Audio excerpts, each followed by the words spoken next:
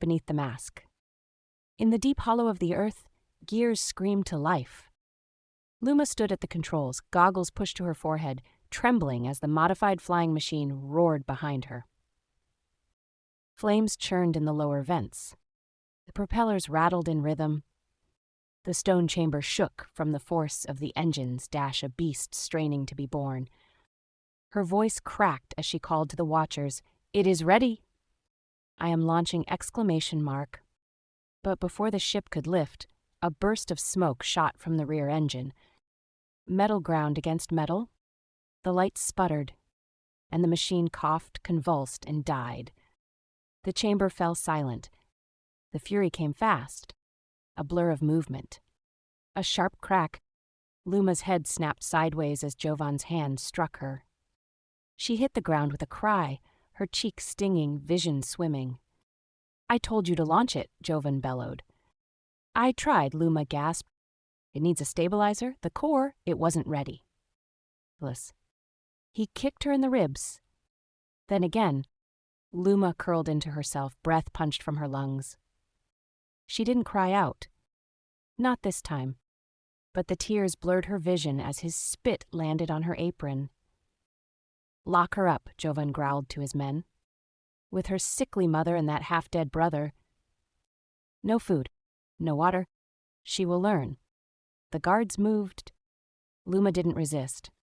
She couldn't. As they dragged her from the chamber, her fingers reached for the ship, her ship, before the darkness swallowed her again.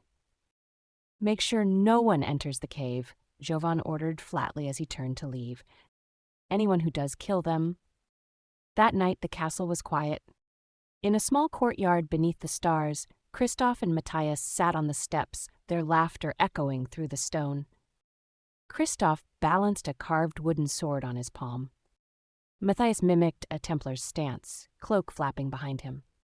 They didn't see the shadow watching them.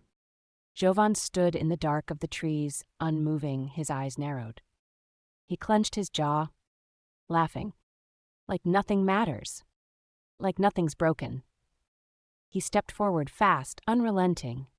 Carly appeared first, rushing toward the boys. "No, wait, !" she cried. Jovan struck her aside with the back of his arm. She hit the stone with a crack of bone against the wall, her breath knocked out as she curled from the pain. "Leave her alone," Matthias shouted. He leapt at Jovan, fists clenched, but Jovan caught him midair, hurling him down. Kristoff ran for the gate, but Jovan grabbed him by the back of the tunic. Both boys screamed. Moments later, the gate to the dungeon slammed shut behind them. Their cries echoed down the stone corridors. In the torchlight, Jovan raised a thick leather whip. His face was twisted with something no longer human. The whip cracked once. Then again, Kristoff shrieked. Matthias begged. Carly, her face bruised and bleeding, reached through the bars. "Stop! Stop, please!" But the only answer was the snap of leather and the wet sound of skin splitting. She turned her head, trying not to scream, but the tears fell anyway. Then heavy footsteps. Sir Prince. The Templar crashed through the doorway, sword drawn, rage blazing in his eyes. He seized Jovan by the wrist mid-swing. The whip dropped, and then his fist met Jovan's jaw. The first punch sent Jovan reeling. The second broke his lip. The third dash, fourth dash, fifth dash came faster.